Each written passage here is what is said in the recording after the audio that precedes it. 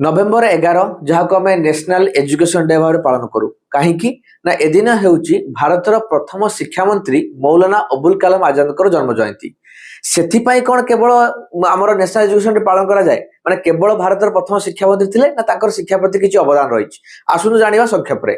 India independence पाइला पूर्व खिलाफत आंदोलन समय प्रथम थर पर जातीय स्तर नेतृत्व नवा आरंभ करते अबुल कलाम आजाद भारतीय जातीय कांग्रेस यंगेस्ट प्रेसिडेंट रही सहित इंडिपेंडेंस पूर्व एजुकेशन पाई जामिया मिलिया इस्लामिया को तैयारी करिवारे फाउंडेशन मेंबर रही सी जोटा अलीगढ़ तैयारी कराइतला परचेष्टार द्वारा नेतृत्व में दिल्ली को शिफ्ट करा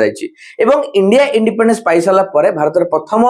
एजुकेशन मिनिस्टर हिसाब से समय आईआईटी तैयारी करा 1951 मसीह यूनिवर्सिटी ग्रांट कमिशन यूजीसी तैयारी करा 1953 मसीह पोर गर्ल्स मान को रूरल एरिया रे पाठ पढ़ेबा अर्थात गर्ल्स एजुकेशन ता सहित फ्री एजुकेशन रो फाउंडेशन को आगक नबारे बहुत बड़ भूमिका रही केवल सेतिक नुहे सेंट्रल इंस्टीट्यूट ऑफ एजुकेशन जोटा कि परवर्ती अवस्था दिल्ली यूनिवर्सिटी रे एजुकेशन डिपार्टमेंट भाव जना अछि ये भी ताको नेतृत्व रे हेतिला तो ए सब नेतृत्व पाई ए सब कथा पाई तांकर जन्म जयंती को आमे जातीय स्तर रे नेशनल एजुकेशन डे भाव में पालन करूछु एवं तांकर न्यूज पेपर रही अल हिलाल आपण को कमेंट बॉक्स रे निहात लिखिया पई पड़िबो निहात कहिबे